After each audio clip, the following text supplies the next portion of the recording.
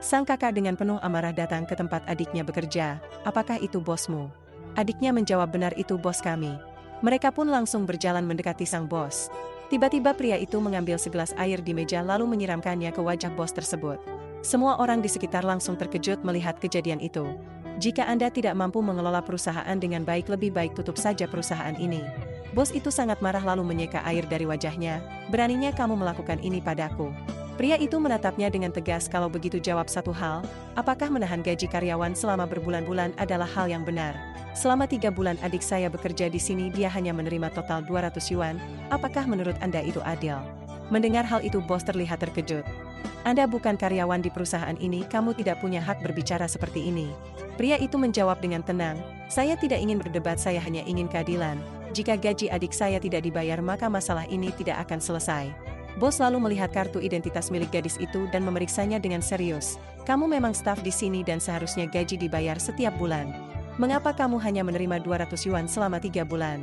Tukang bersih-bersih itu menjawab dengan takut, bos saya tidak berbohong, pengawas hanya memberi saya 200 yuan selama 3 bulan. Mendengar itu bos langsung marah, jika benar pengawas tidak membayar gajimu, saya akan menghukum pengawas itu dengan berat. Tetapi jika kalian berbohong kalian juga harus menerima semua konsekuensinya. Gadis itu mengangguk, baik bos, kami setuju. Bos segera mengambil ponselnya lalu menelepon seseorang. Halo manajer Wang, segera bawa semua berkas gaji karyawan ke kantor saya sekarang juga, ini sangat mendesak. Setelah menutup telepon bos berkata, baik kita tunggu dia datang. Gadis itu lalu berkata lagi, bos ada satu hal lagi yang ingin saya jelaskan. Proposal soket listrik yang dulu Anda berikan kepada pengawas sebenarnya dikerjakan dengan salah olehnya. Tetapi saya sudah memperbaiki semua kesalahannya dan menyelesaikan proposal itu setelah bekerja 3 bulan. Bos menatapnya tidak percaya, jika proposal itu benar kamu yang mengerjakan, saya akan memberimu bonus besar. Berkat proposal ini penjualan perusahaan naik ratusan juta. Gadis itu segera memeriksanya dengan teliti, benar ini proposal yang saya maksud. Bos terkejut mendengarnya, ini adalah proposal yang diakuisisi oleh manajer Wang. Tidak lama kemudian pengawas itu datang ke kantor. Namun suasana langsung memanas, sang kakak tidak bisa lagi menahan emosinya lalu mulai berdebat keras dengan pengawas tersebut. Bos segera teriak, cukup, jangan berkelahi.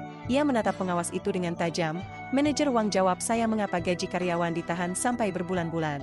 Pengawas itu menjawab, bos, uangnya sudah saya pakai beli mobil baru, mereka hanya staf rendahan, jangan diperdulikan. Wajah bos langsung berubah marah, ia kemudian bertanya tentang proposal yang dibuat dan meminta menjelaskan produk perusahaan. Namun ia tidak mampu menjelaskannya dengan benar, bahkan salah menyebut fungsi alat. Bos kemudian berkata tegas, sekarang semuanya sudah jelas, kau mencuri gaji pegawai, bahkan proposal yang dikerjakan oleh gadis ini kau klaim sebagai hasil kerjamu sendiri. Mulai hari ini kamu saya pecat dan kembalikan semua uang yang kau curi.